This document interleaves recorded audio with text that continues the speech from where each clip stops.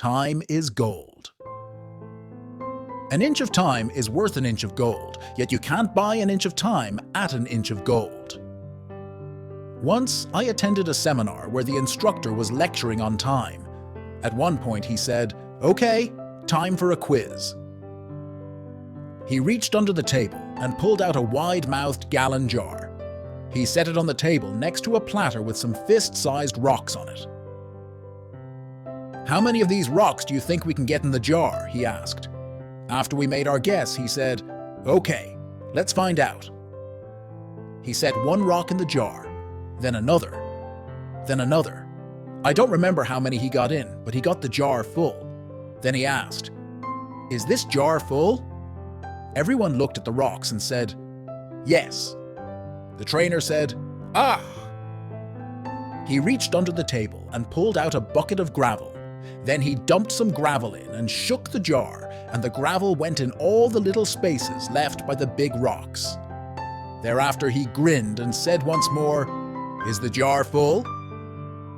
By this time the participants guessed the answer from past experience. "Probably not," we said. "Good," he replied. Then he reached under the table and brought out a bucket of sand and started dumping the sand in the jar. It went into all of the little spaces left by the rocks and the gravel. Once more, he looked and said, "Is this jar full?" "No!" we roared. He said, "Good!" And he grabbed a pitcher of water and began to pour it in. He got something like a quart of water in that jar. Then he said, "Well, what's the point?" Somebody said, "Well, there are gaps, and if you work really hard, you can always fit some more things into your life."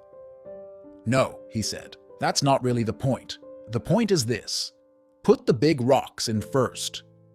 The trainer continued, "Now I want you to recognize that this jar is your life. The fist-sized rocks are the important things: your physical and mental health, your family, your life partner and children.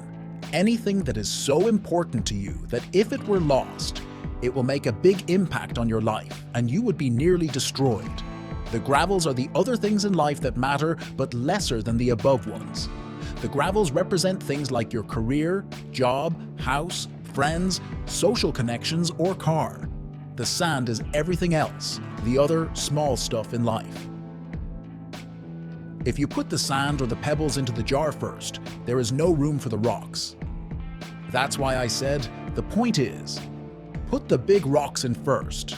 He continued, "I hope now you understand. The same goes for your life.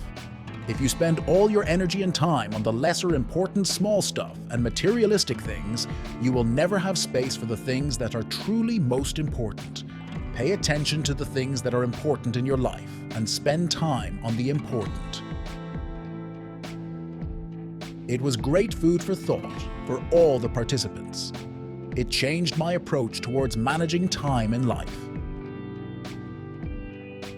The story communicates few strong lessons. First, we all need to manage our jar of time and put the big rocks, important and top priority tasks, first. Prioritizing will help us to decide which task is to be done first and which one at later stage. Second, we need to achieve balance in life. We have a lot of time wasters in life. During that time, we can put gravels, moderate priority and value, sand, less priority, and water, no priority but important, as per the priority and space available. Making a balance of all these will bring more satisfaction in life.